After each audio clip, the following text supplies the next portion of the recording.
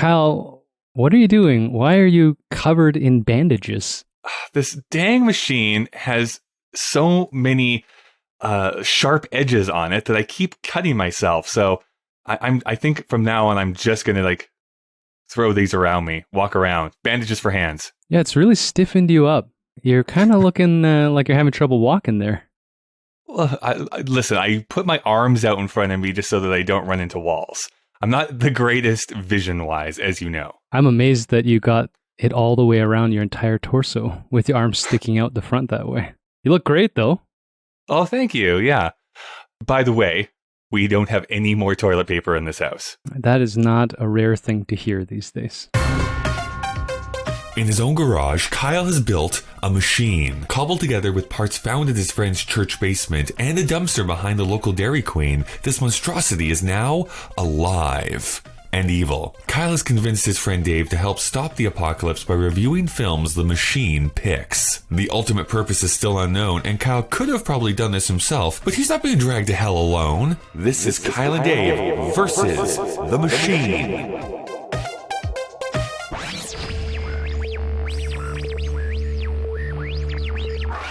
Welcome to Kyle and Dave versus the Machine, a podcast where a sentient machine forces us to watch movies in order to prevent it from initiating the apocalypse. Although we tend to talk about the ideas of the movie rather than the movie itself. Why don't you ever introduce me anymore? Dave, this week we get to watch The Mummy. Ooh, wait, which mummy?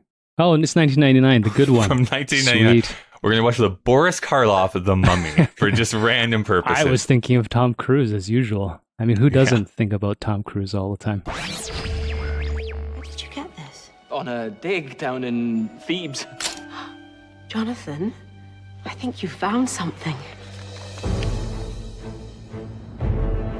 There is an ancient legend of a place known as the City of the Dead. We call it the doorway to hell.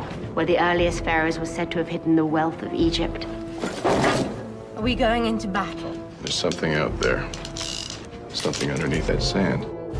They came to uncover its secrets. Mummies, my good son. This is where they made the mummies.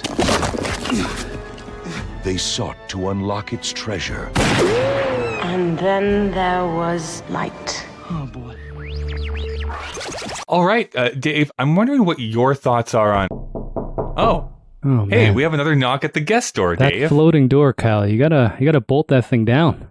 All right, well, let me just open this up here.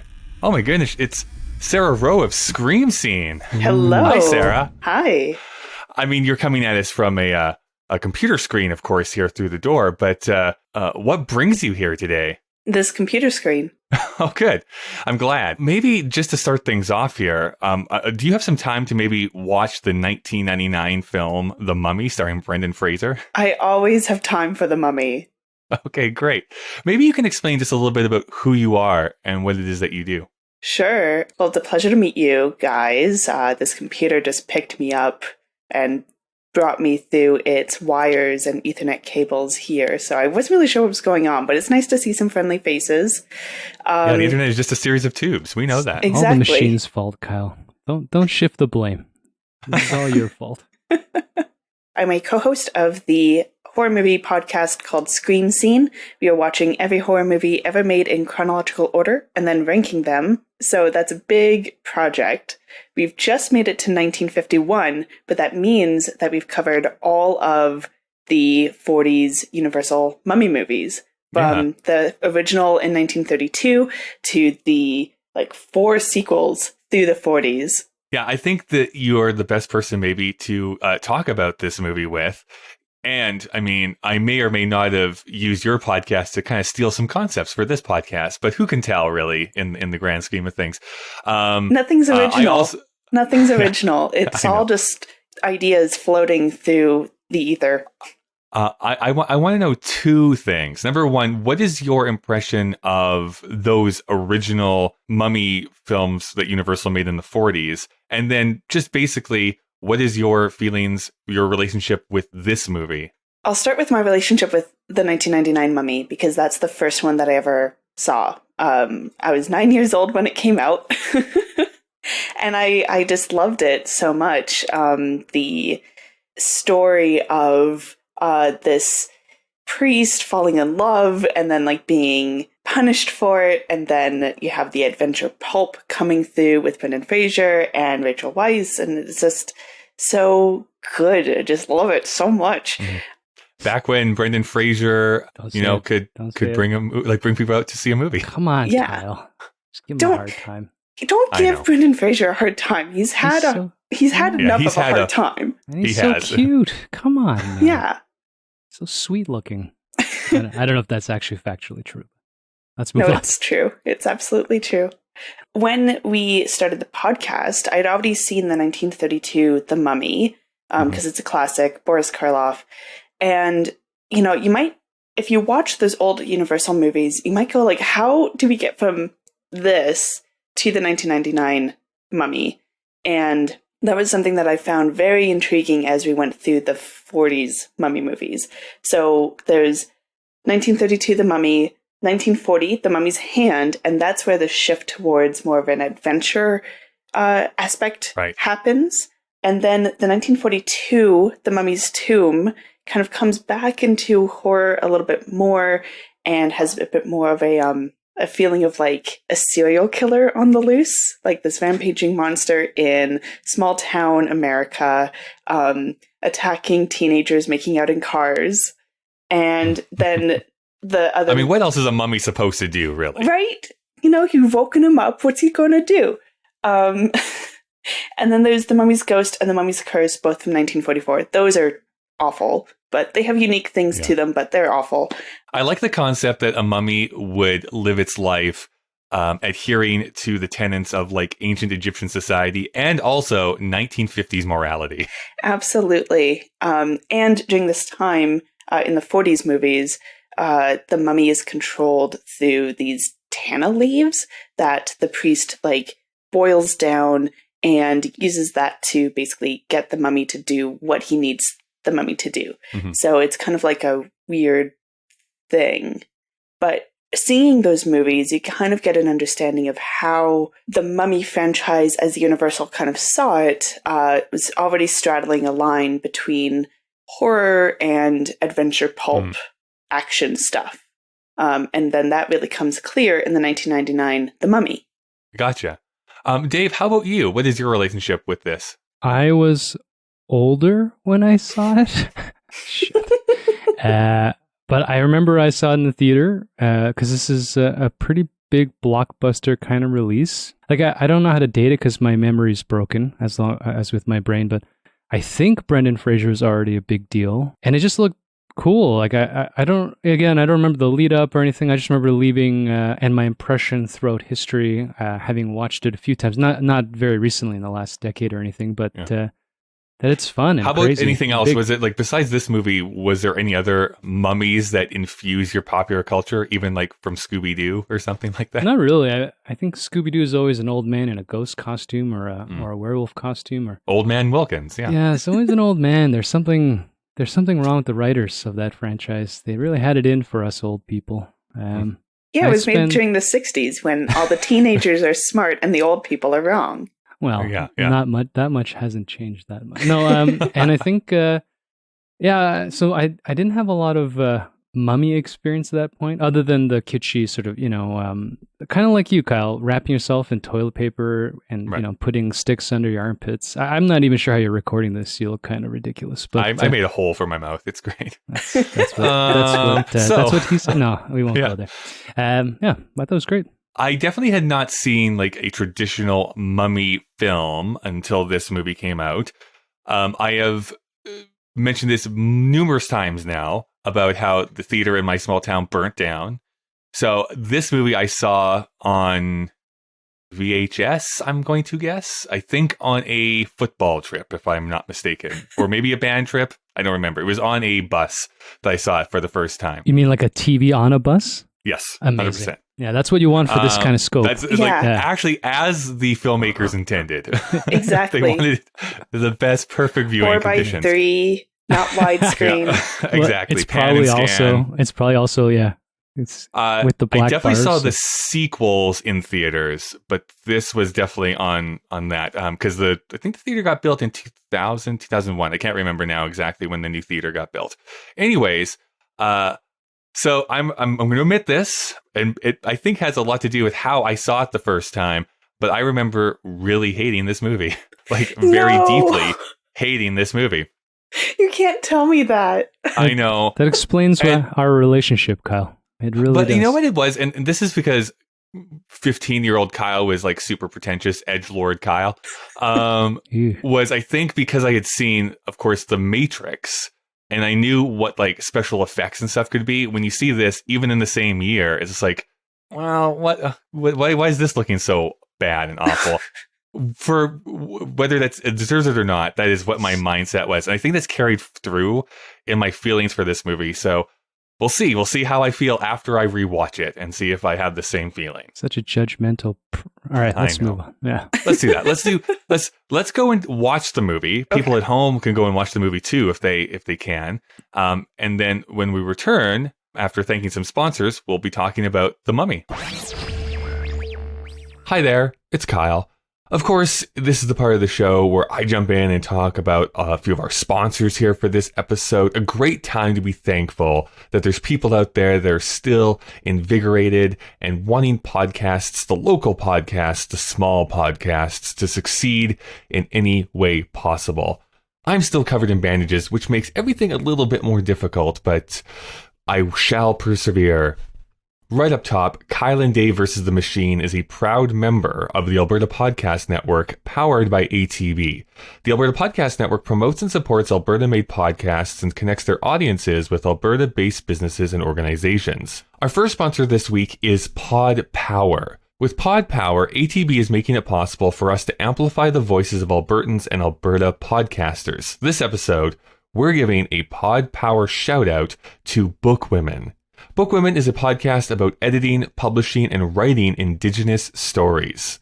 Hosts Tanya Ball, Sheila LaRock, and Kayla Larson are three Métis librarians representing nations from across the homeland. Now, they have banded together to chat books, culture, and anything else that comes up. Bookwomen has recently been added to Indian and Cowboys podcast incubator program for emerging voices that contribute positively to the Indigenous podcasting space.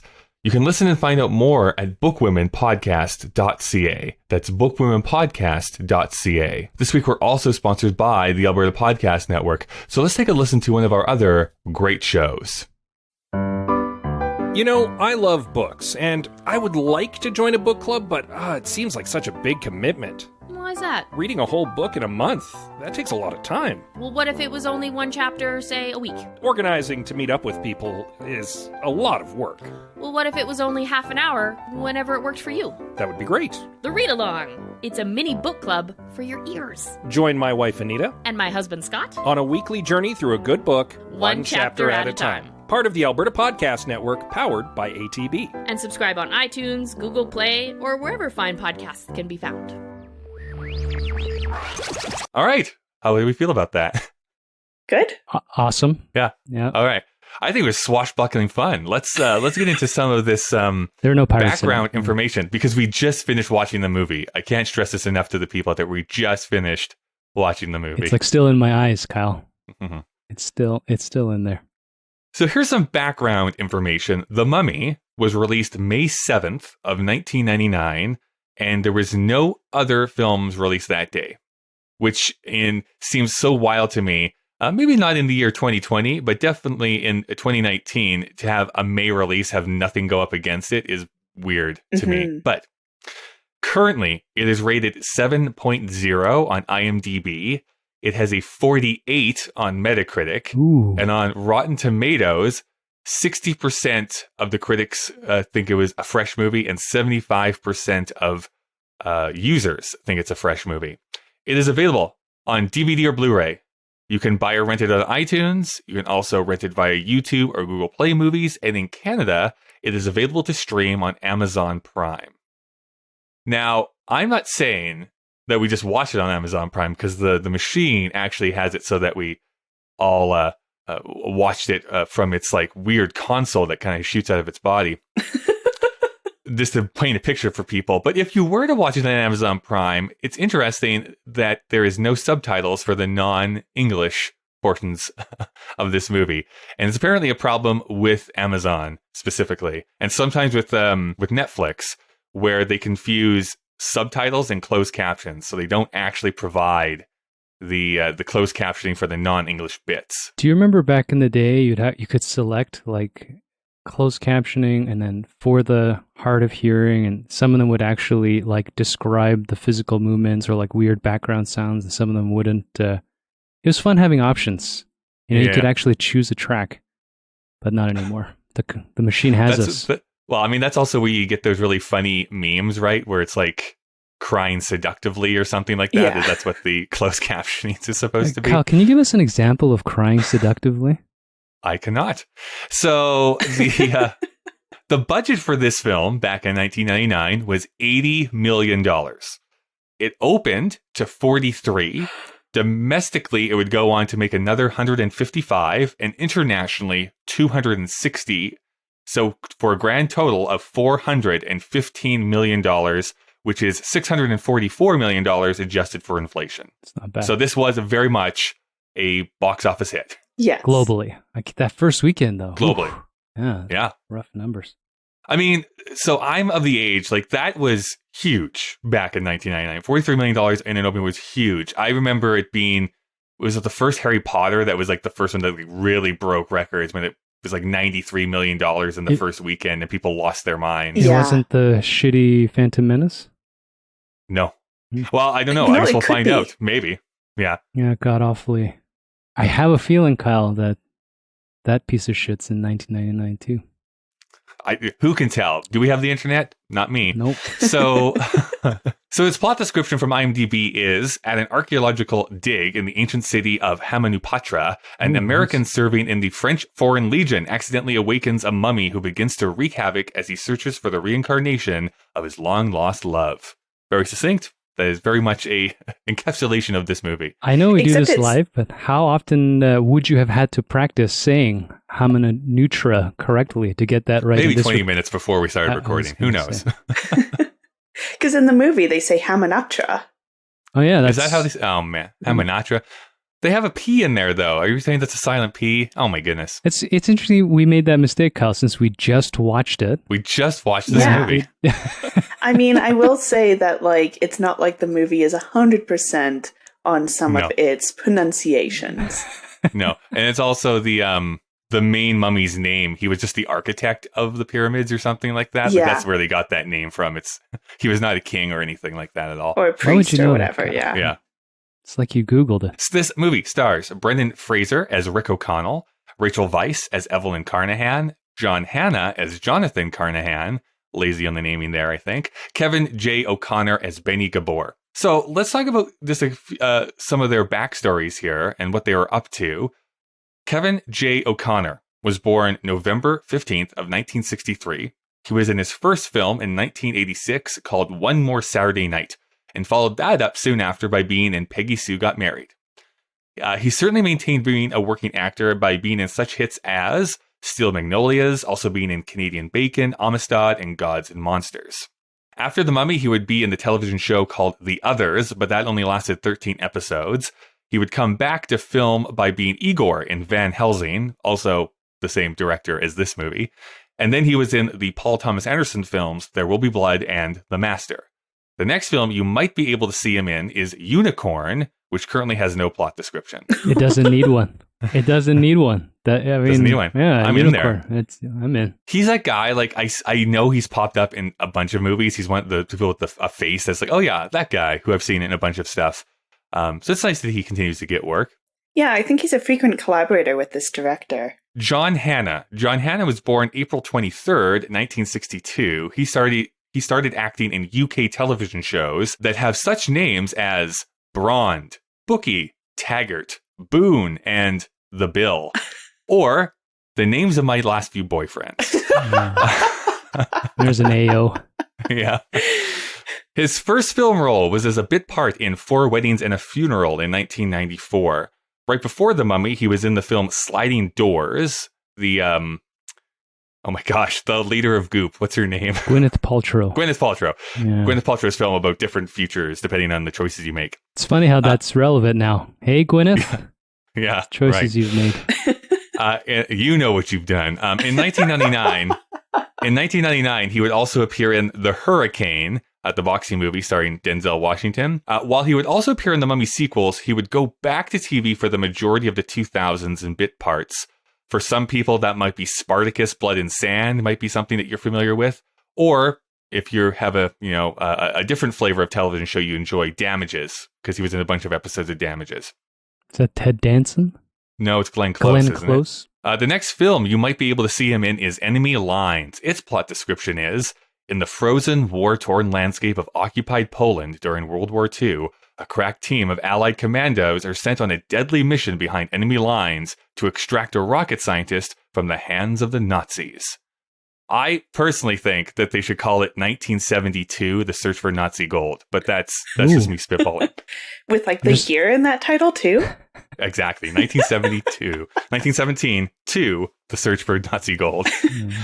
Dave, the machine wants you to continue talking about our cast here, so I'm going to push this button. It's going to send you that printed receipt there that you have received, and you can take us the rest of the way. Machine, isn't it enough that I have to come out here every week? Now I have responsibilities. Total bullshit. This says Rachel Weisz. Do we say Weisz or Weiss? Who knows? Weisz, I think. Born March 7th, 1970, she would also start her career playing bit parts on television shows. Her first film role was in 1994's Death Machine. That sounds awesome.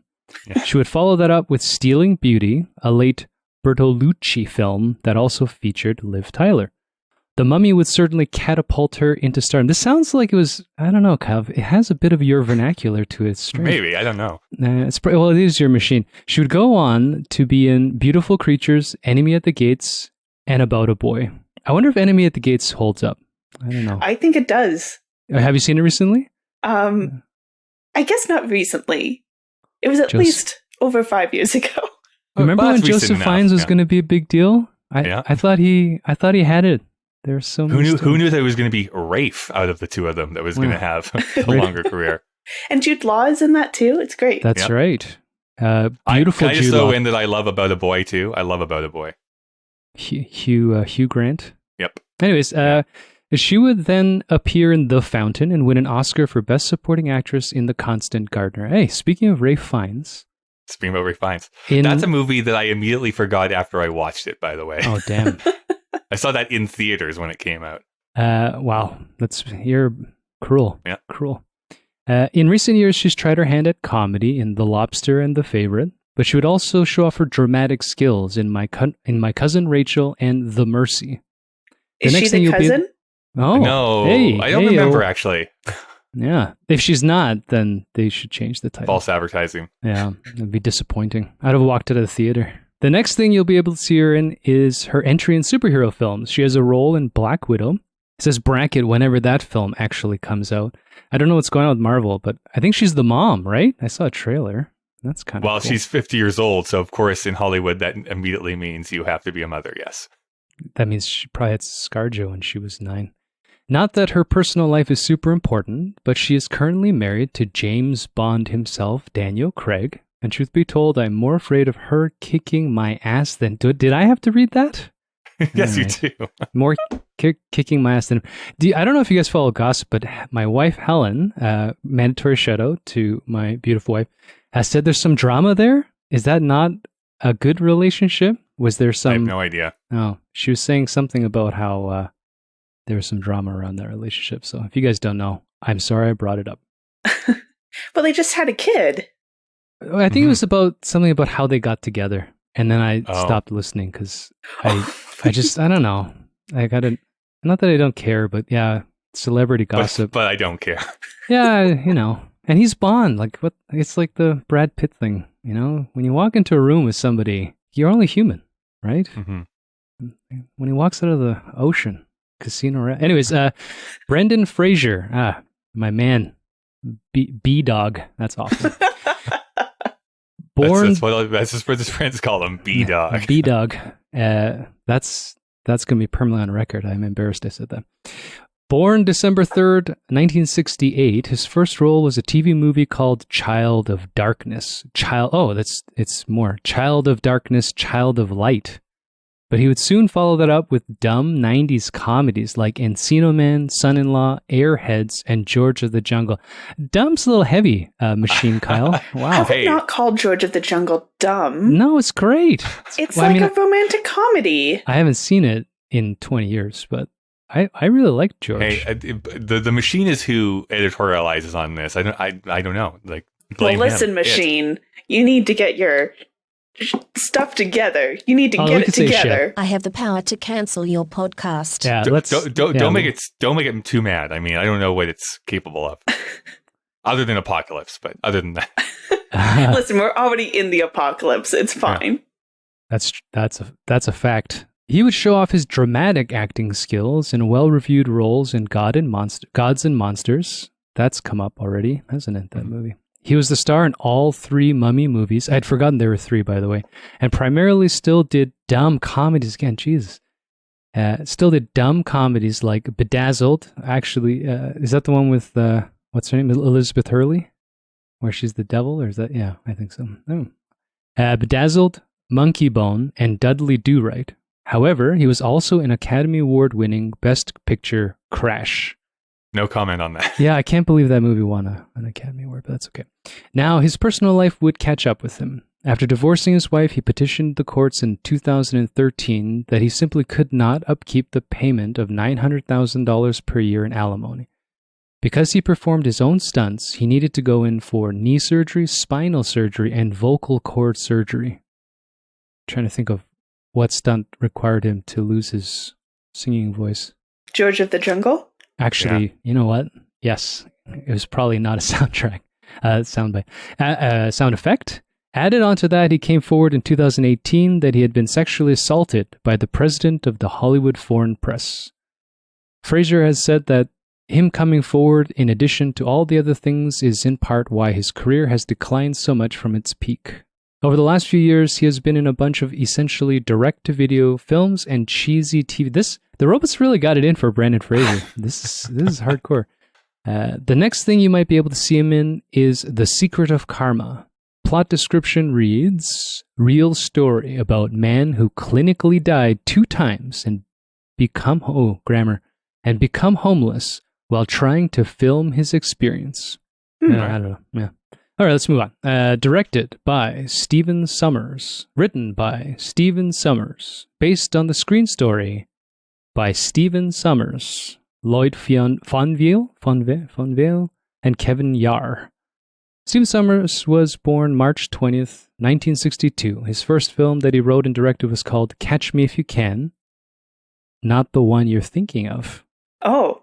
The one in 1989 that was about a hotshot car racer who persuades the class president of a small Minnesota high school to gamble on illegal car races to raise money for their school-facing closure.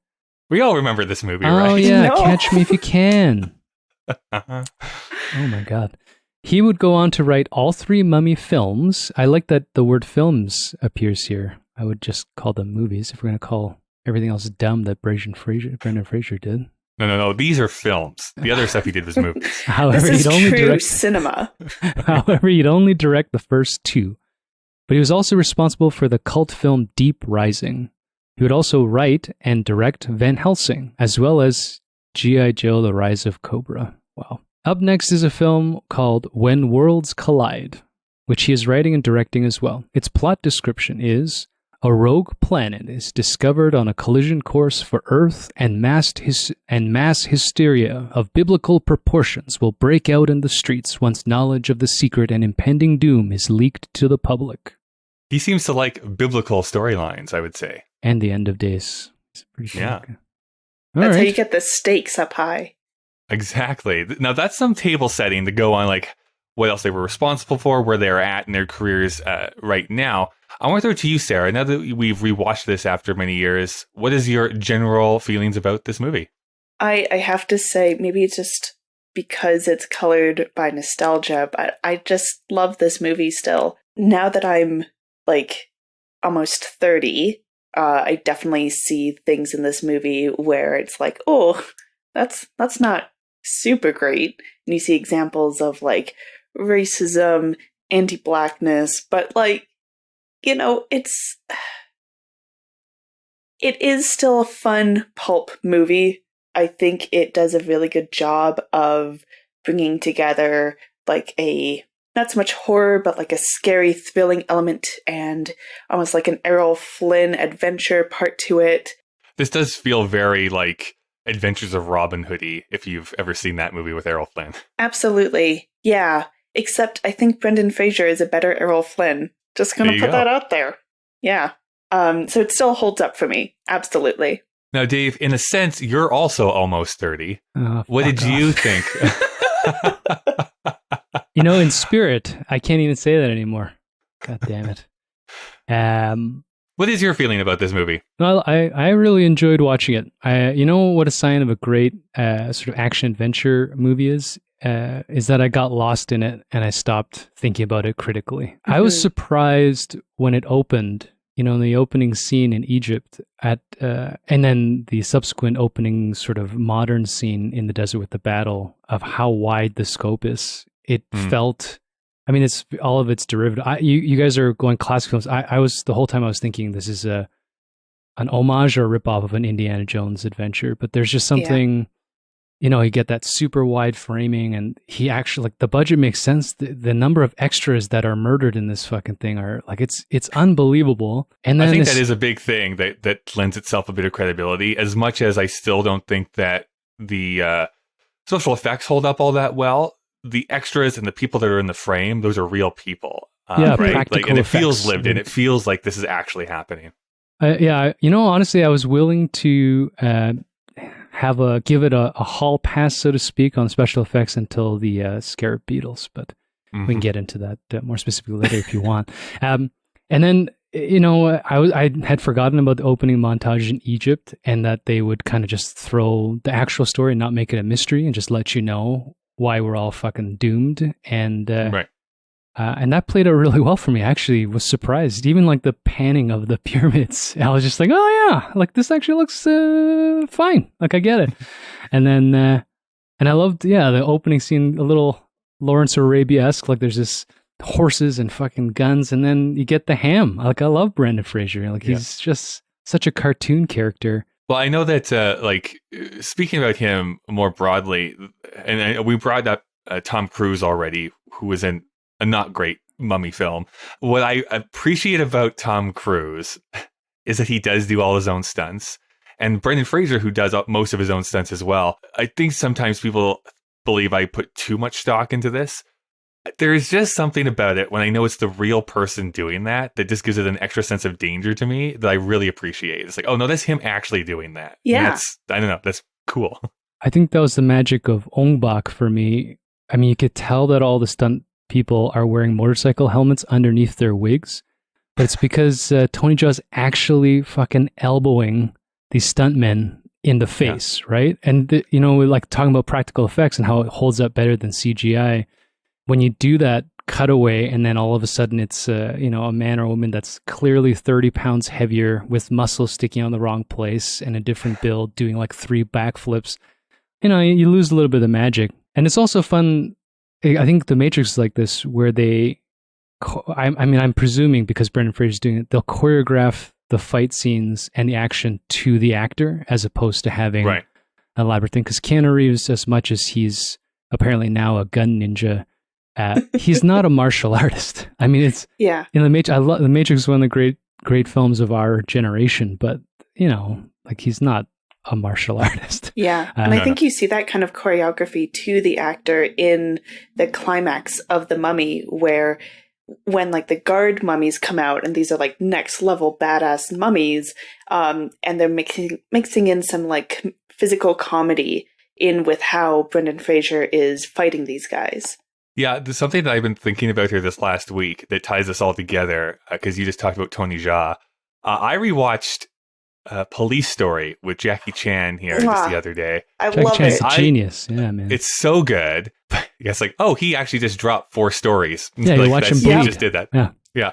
But as I was watching that movie, it would seem so apparent that, like, oh, he really is the reincarnation of Buster Keaton. Like, absolutely. He Buster loved Keaton was not, Buster like, Keaton. Yeah. Right. Like, and Buster Keaton is not like a fight choreographer, but he just was able to move his body and do all these intricate, choreographs in his films that was inspired Jackie Chan. And I think in a way it inspires this movie. Like the one moment I love, which apparently was a late addition, was when Rachel Weisz like pulls him out of the way of those two bullets that come through the wall. Yes. It's like pull, boom, pull, boom. And it's like, oh, that's really clever. That's a really cool Well, just way to visually show what's going on and the stakes that are in this movie. His facial expression, that whole sequence is great too, because he just, I don't know what it was, that look in that last bullet pass, he's just like, like he's both oblivious and ready to take action. It was great. I thought that part was fun. I think like if you watch The Mummy and you pay close attention to Fraser's face, you see a level of like comedic timing come through, the way he like quickly reacts to people and circumstances. Even, there's a moment where like he lights some dynamite, throws it down, and it blows up a wall and destroys some mummies. Like the look on his face right before you cut is just like, shit, what are we doing? It's great. He's a really great actor. And if people do want to read more a little bit about him, there's a really good article about him in GQ, which is where he talked about his sexual assault. And you get to hear from his own words, like his experience making movies in the 90s and everything. It's really powerful. I think he's really underrated. And I'm surprised that this damn machine didn't mention Blast from the Past, one of his great, like, dramatic comedic roles. Yeah, Kyle. I mean, The Machine. Hey, I'm not the one on trial here. Like, it's a pretty big omission there. Wait a second, we're two separate people. Yes, of course. Are you saying The Machine is a people? He built it. It is a sentient being. That's all I know. Okay. Messing with the fates. I'm going to go further because as someone who is fairly dismissive of Brendan Fraser for many decades, I think I'm going to go so far as to say I think it's time for a Fraser-renaissance, in that I really would love to see him being cast in more high-profile roles, because I think he could still go. And there's something different about him as an actor that you don't really see much of nowadays. Yeah. I superficially, with the life that he's led, and we'll see if I'm wrong about this, but I feel like on a screen level, he has not aged that well.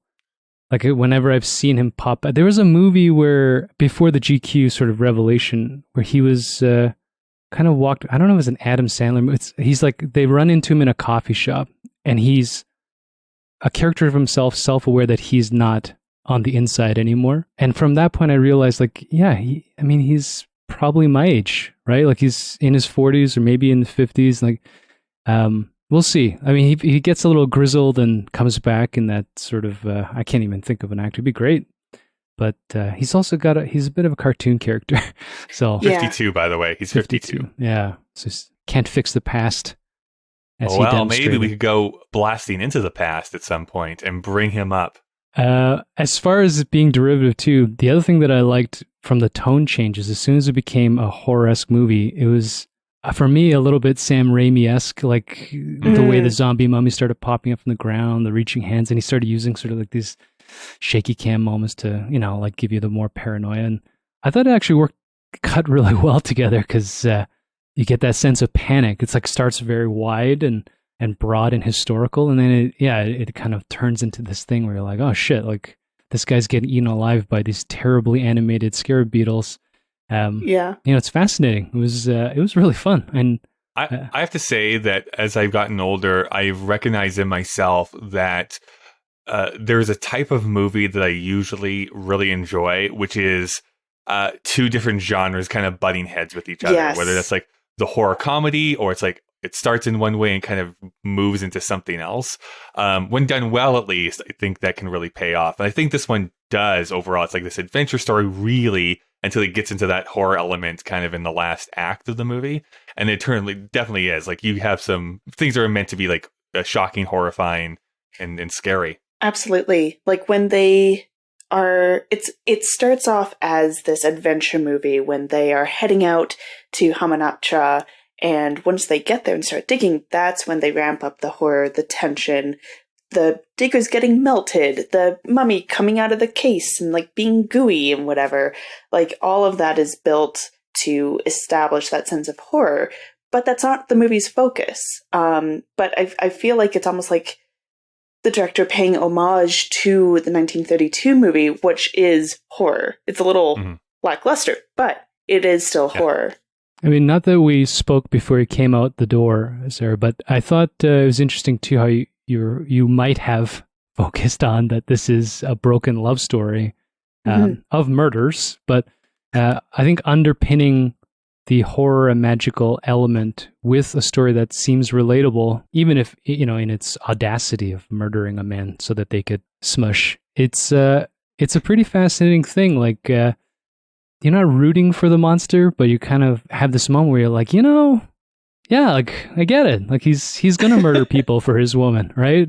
Instead of just being this thing that comes out of a crypt and just wants to eat brains. Like, it's one level above pure zombie-esque. I think. You understand their motivations. I mean, definitely he is doing evil things in the present day, but... Who isn't, Kyle? You built a machine. Who hasn't for love, is what we're trying to say. Who hasn't for love? Now, we don't have to spend a lot of time in this area, because I don't tend to love to stay in the negative place, but we've been speaking a lot about some of the stuff that really worked for us. Is there stuff that does not hold up for you or does not really work for you today? I remember even as a kid being like, not really fully understanding the whole like plagues of Egypt thing. So the idea is that when Imhotep rises, he will bring with him the 10 plagues of Egypt. And my only context when this movie came out for the plagues of Egypt was the Prince of Egypt movie, which is like the biblical story of Moses and everything. And so I was like, why would he bring the plagues of, isn't that like a Christian thing? And we're doing Egyptian things. And then even the movie's demonstrations of these plagues is like very like, A, they're out of order, and B, they miss some, and C, there's no reason for it except to raise the stakes of this being like a catastrophic, world-changing problem. And I don't think they needed to go that high with stakes. Right. Because I've also heard criticism of this movie being like, if the idea is that if this guy ever rises again, he will destroy the world, why would you do this curse at all? Well, that's kind of my biggest beef with the movie as an adult and now watching this, which is I don't actually really fully understand even the whole setup. Like, we're going to do this curse, lock him away. Okay, cool. I get that. But then it's like, we're going to entrust this group of people to overlook it who don't really protect them ever. It's like, oh, shoot, you released him. Well, you should leave now, I guess. It's like, well, isn't that what your job is, for them to not even get this far? Anyways, it seemed weird to me to have I guess that. For me, I felt like I don't remember what they're called, but the protectors. Yes, and I don't think that the protectors were there under the pharaoh's or the culture's orders. To me, it felt like they had inherited this thing because they were understood that there were supernatural powers there, but they had this observer's role more than being involved. Like, they didn't wall or barricade the city. They aren't the ones that have hidden it in sand or with this beautiful sun optic effect where you can only see a giant city in the middle of the desert if you're standing in this one position at a specific time until the end of the movie where everybody knows exactly where it is, especially if you're a broken, drunken British pilot. Yes. But it's not meant to be classically defendable. Was there anything that didn't work for you? Yeah, everything you're saying, I agree with. I mean, but I think for me, I hide under the fact that I don't think the intent is for it to be anything other than, what I can't remember the euphemism, like popcorn, whatever. You just go and watch it. Presumably you become titillate. Is that a word we can use? Titillated? Can we titillate? We're rated in such a way that we can only use that word 4 times per episode. I was going to say, that might be the one word we have to censor? Or censor? Yeah, it depends. Yeah, it depends. I can't remember if we're what language you're speaking. Yeah, I mean, there's not a lot other than the original setup. There's not a lot of character development. And, like each of the individual, characters are 2-dimensional. We were texting back and forth, Dave, and you basically made this analogy that I never thought of before about how weird, in a way, it is that Rachel Weisz is in this movie in the same way that like Cameron Diaz is in The Mask, and I forget the other example where it's like they appear in this movie and then would go on to be like real stars. She's great in it. She takes this she is ridiculous character, and in the Machine's preamble, this kind of idea that comedy is a throwaway for her is also, like the Brendan Fraser bio, a little bit overstated, because she has, this is a movie where I thought she, like Cameron Diaz, I thought Cameron Diaz when she came out was just going to be, the blonde chick, right? And then she disappears because The Mask was The Mask. I don't think that movie holds up, and I refuse to watch it because I'm going to cherish my memory of that movie. Do yourself a favor, and actually those first few Jim Carrey films, just rely on the memory, because they don't. When you go back and watch them, it's like, ugh. Liar Liar wasn't bad. That was on Netflix for a while, and I thought she was great. It's stupid too, and it's annoying. I don't know if this is a statement about. There's going to be clearly a lot of male chauvinism, white privilege, all that kind of stuff that's going to be reflected, because that's just the culture of Hollywood movies of that era. But that she is the beautiful Patsy, and she's the white person in a horror movie that has to keep opening the next fucking door, and like, because otherwise the plot will never progress. That's a movie where Brendan Fraser, could you stop opening doors? Yeah, like Brendan Fraser's character starts off the movie seeing the horror and being like, fuck it, I'd rather rot in a jail. I'm not going back there. Which is, I think, is a cool. He's not this Indiana Jones thing where he's like, he's got to go back and complete the mission. By the way, I have to say, that scene where he's hanged, I don't know how they did it, but boy, does that look crazy realistic of him being hanged. Probably that's the vocal cords, maybe. That yeah. might have been. Well, I think I remember reading that he actually nearly lost consciousness. Oh, wow. Oh, they actually hung him. Yeah. Well, like there was like safety things involved and stuff. So not if you're Tom Cruise. Yeah. Yeah, but Tom Cruise has a death wish, okay? Brendan Fraser clearly doesn't. Really. He's also protected by the Scientology, yeah.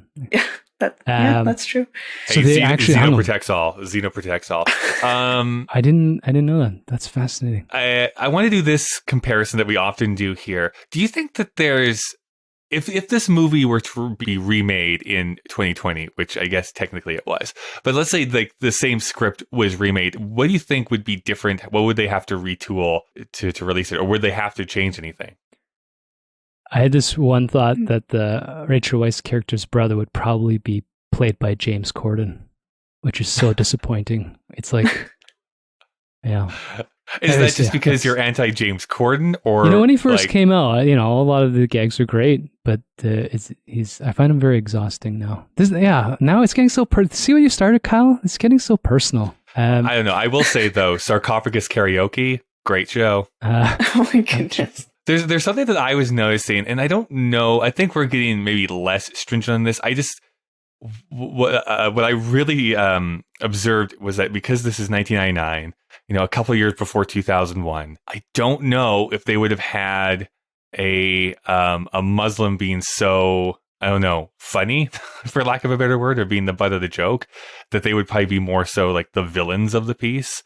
If it was at least any of the decade or 15 years after 2001. Like I said, I think that's slowly kind of going away, but it was very different when you go through like a decade and a half of like, oh, like they are the villains of everything, of every movie that we're doing. I think that's a good point. Like Oded Fehr, who plays the lead Magi, his name is Ardith Bey, but it's never said in the movie. I don't think... So he's actually Israeli, but I don't think he would have been able to be in this movie in the same way because of post-2001 stuff. And I think you can see that reflected in his career. But even to your point about the comedy around the warden, like, yes, it's politically incorrect, I'll say, of like this character being smelly, dirty, and everything. And you have to kind of ask yourself, is this racist or is this bad comedy? And I think that character is taking the place of if you look at old adventure movies, and I mean from like The Lost World in like the 20s, there's the minstrel character who is played by either a black man or a white man in blackface. And I think the warden is kind of taking that role in there. They aren't hammering it in. Like he's in that role as part of that trope, but they're not like hammering it home. It's like they know that they need to have a character in that kind of role to make this homage to pulp adventure really work. But he's not the only one who's comedic or the butt of the joke. You have Jonathan, you have Rick as well. Even there are moments with Evie being the comedy element. So I think if it was made today, I would agree with you that there would probably be a bit more of like a conspiracy element to it. And honestly, I think if you look at the 1999 Mummy, not counting the sequels, you see a logical through line to the Tom Cruise Mummy of like high stakes, end of the world, action, blah. Only it's more so. And to be fair, I haven't seen the 2020. What is it? Was it like 2019? Nobody saw it. Nobody saw it. So I haven't seen. 2018, I think, is when it came out, if I'm not mistaken. So I haven't seen the 2018 The Mummy, but it makes, like, I understand the through line there. I disagree with that through line. I don't think that's what The Mummy should be. I think the 1999 Mummy, with all its problems, it does capture that kind of like Errol Flynn, Indiana Jones, and 1940s Universal movies, even like all of their like 40s movies. I feel like the writer and director watched those movies and brought in elements that made the 1999 movie a good puzzle box of all of those disparate pieces. This is always my hope. And I realize this is like a losing battle in many ways, which is, I think oftentimes we get enamored with things and it's like the idea of them is what carries us forward, when it's like if you go and watch them again or view them again, it's like, oh, this isn't exactly what I thought this was. But the feeling that I have of this is so cool. I would love it if Universal could still have like the feeling of those, early Universal horror pictures set in modern day, with modern budgets and like special effects and that sort of thing, but still have like that sense of fun and stuff. Because I mean, I just watched The Invisible Man, the new Invisible Man that came out here in 2020, and I liked it, but it was like, boy, is that not a fun movie. Like, it is a very like, it is terrifying. Serious. It is meant to be serious. It's maybe overly serious in many ways, and that's the point that it's trying to do. It's like, oh, I want some of that fun semi-campiness in these types of movies. But maybe I'm just the only one who feels that way. No, I've been doing some other research for, a podcast and a blog project that I'm working on about photography. I stumbled across this philosopher, fairly modern, contemporary, but fairly unknown, Wilhelm Flusser, who talked about the introduction of photography as a technology in our society and the effect that it has on us as people. One of the interesting things he brought up is that there used to be a sense of magic, and there used to be this idea of sorcery, magic, mystery and the mystical, because we didn't have such literal representations. And now implied literal representations where, when photography first comes out, we believe that we've captured a moment, and film is the exact same thing, that we can reenact this idea and this concept.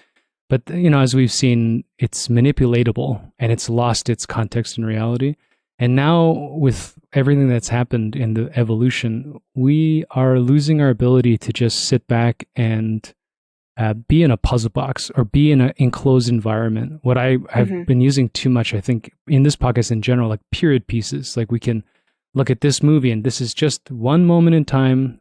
It would be best not to over-contextualize it or think about the impact it had. In Indiana Jones, same thing, like all of the Arabian culture is in the same way. Benign is a little judgmental, but it just exists. It's this beautiful world. It's meant to be magical. You're not meant to understand it because it's so foreign to the American, consciousness. And now it's still foreign to us, but we believe we understand it because the news and politics have told us what those, like you're bringing up, what those roles actually are. So when you see the Magi, now we automatically assume a terrorist cell or some fucking bullshit like that. should they still make movies like this? It'd be great. Does Hollywood make original movies anymore? I don't think so. Like there's no script writing. Yeah, it's gotten it's so derivative. I think maybe what we're getting into is maybe they're doing this derivative shit because they believe they need to take these magical films and make them literal and make them dark. And this way, I hate modern critics because all they want are people to wallow in misery with them. Mm-hmm. And as long as somebody, wants to kill themselves in a film, they give it a 99%. And if anyone has any fun, it automatically starts at a 50% byline. And then you got to fight to get up there. It's a weird world we live in now. You've been called out, Peter Travers. Fucking Tron star. Like, I will say, like, I think this movie is a great example of right before the dive into, like, not so much cynical, but like, do you guys remember the Treasure Planet movie that Disney made? Yeah, it's a good movie. The Disney one, yeah. It's not a good movie, actually, because every time that it's like something that could be magical or something that could be fun, we have to kind of turn our noses up at it and say like, oh, but like, we're not actually having fun here. Like, or like poking, it's not so much as poking fun at themselves. It's like, but we're not actually like enjoying ourselves. This stuff is for babies. We're adults here. I feel like the 1999 Mummy doesn't go that far. Like, it has some comedy with it, and like you see that with like the physical comedy, with like the inspirations from Buster Keaton. You see it in how the characters are and how they relate to each other, with it being like sincere, that Rick gets like flustered around Evie. Like, it has that sincerity that you lose as you get into movies in the 2000s and in the 2010s. I think I definitely agree with that. And that's something that me and Dave, I think, have battled a bit here with, or grappled with, which is, I think in 1999, not every single film, but there is a little bit of like, we're being earnest in this emotion. Whereas nowadays, oftentimes, I don't ever want to paint with too broad a brush here, but oftentimes it's always like an ironic sentiment that people are doing. Yeah. And I just feel after certain times, like, can we just like say what we mean instead of just everything being an ironic statement, or like, I like this, but not actually like this. I'm like, okay, exactly. Well, great. Like, enjoy the things that you enjoy, love the things you love it unabashedly. I mean, I'm saying this from my, I'm in this computer, but where it took me from, I have a Luke Skywalker standee and like bookcases of comic books and like action figures and stuff, because I believe in, if you love something, enjoy it. And that joy is something that you can bring to any kind of piece of media, even in the face of high stakes, little bit of like colonialism stuff going on in The Mummy. Right. I guess the final question I'm just going to throw out at both of you here then, what we ultimately try to answer here is, do you think that this movie is still culturally relevant? Culturally relevant's a loaded description. I know. I think it's watchable. I think people should still watch it. And I think if you watch it, you should watch it with your blinders on a little bit. Like Sarah eloquently put it, I was just reading the Zen Buddhist book, and they talked about how, I think the metaphor allegory is about life being a train track, and you should spend your time enjoying looking to the side and seeing all the passing scenery. But if you stare at the track and worry too much about where you think you're going, you'll just get dizzy. And then this Zen master says that track is not life or fate, it's sincerity. And I think that, I was thinking of the word naive, but I think sincere is better. I think there's a sincerity, even in naivety, about a movie like this, where, like you're saying, even if it comes off a little childish, that, he's in love and he doe-eyes Evie and, creates these like dramatic moments. But it's fun because it's pure. Star Wars is the same thing. Like, each of the characters is this single emotion, right? Hope, villainy, whatever it is. And wisdom. And so, like, as you go through that storyline, it's exciting. It's like, you want to see the little guys win, and it's now become such a played out trope. But if you go back to Star Wars, it's still incredibly rewatchable because that sincerity of filmmaking and storytelling is still there. I don't want to overstate The Mummy. The Mummy, in my mind, is not going to stand up in the pantheon as, let's say, a Star Wars.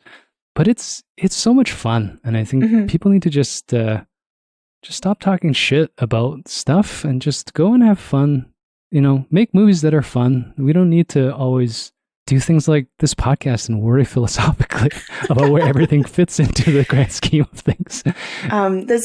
There's a great movie called Sullivan's Travels, and it's probably on the Criterion Channel if you want to check it out, Kyle. But it's kind of about this battle with sincerity. This filmmaker wants to make serious movies about these issues, and he, in order to do his next movie, he poses as a homeless man and goes on a train and goes across the country, and in the midst he gets locked up, and he kind of understands that, like, by the end of it, he understands that the average person doesn't want a movie that's like, here are these issues and we need to do something about these issues.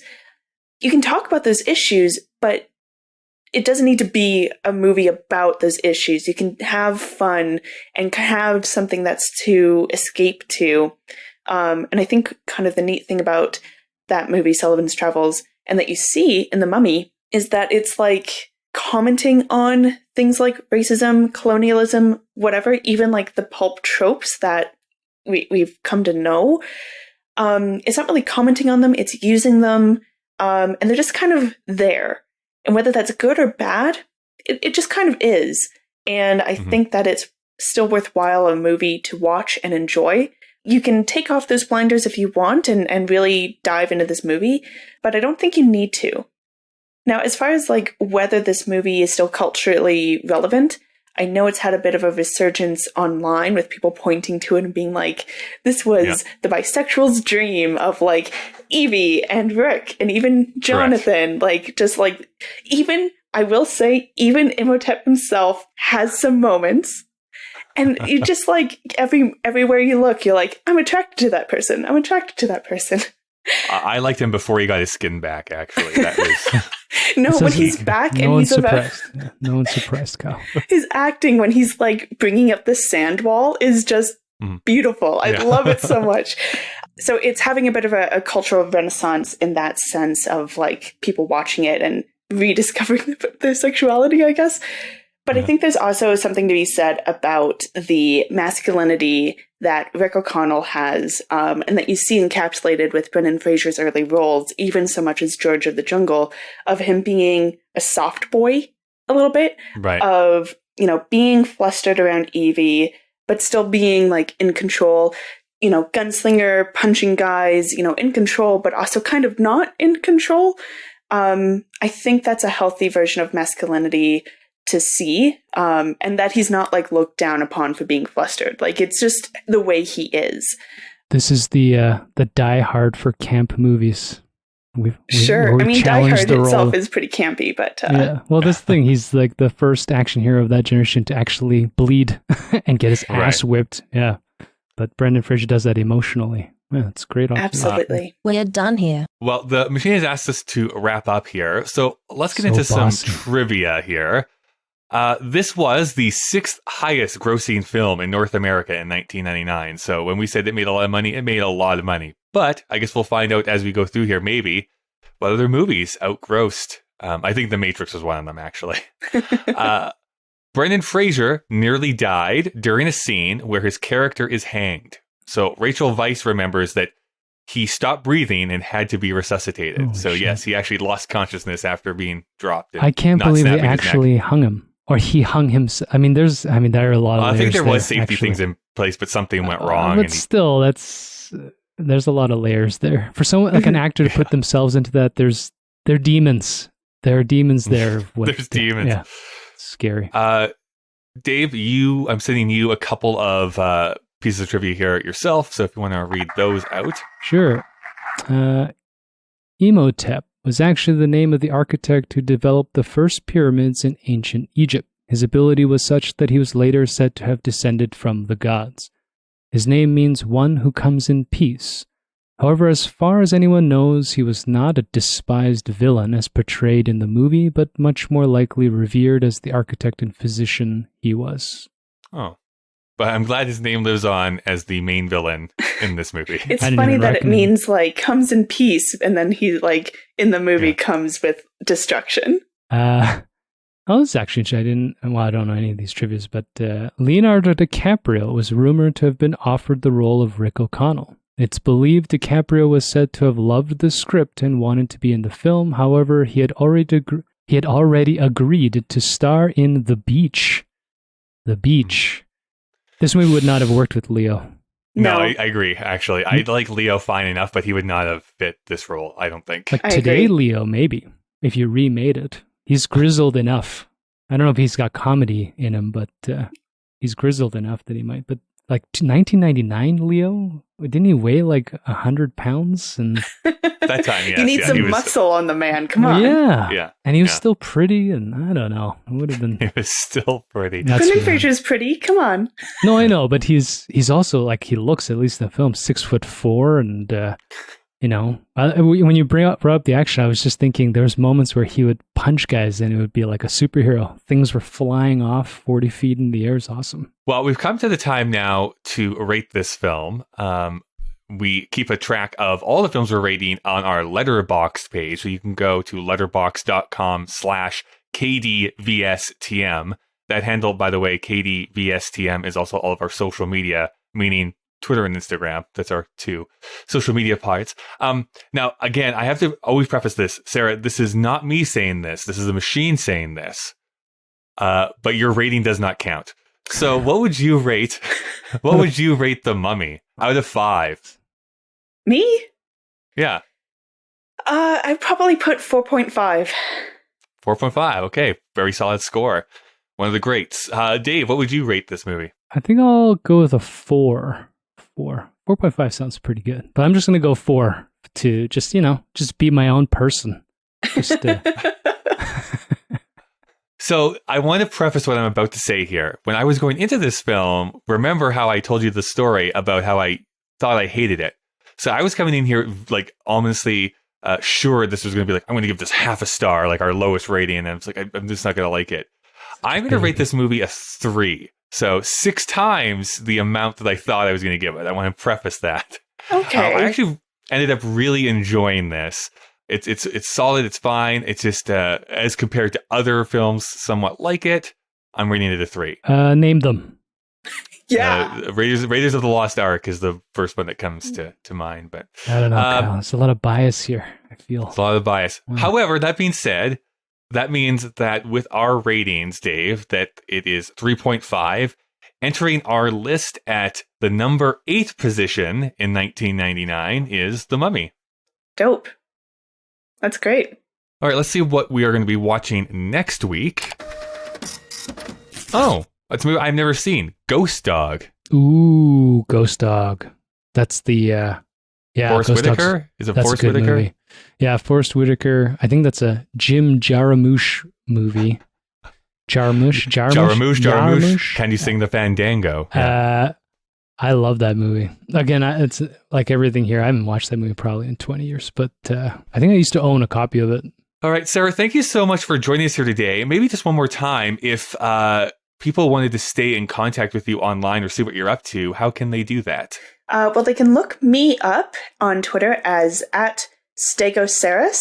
So like the dinosaur, but with Sarah at the end and then an S.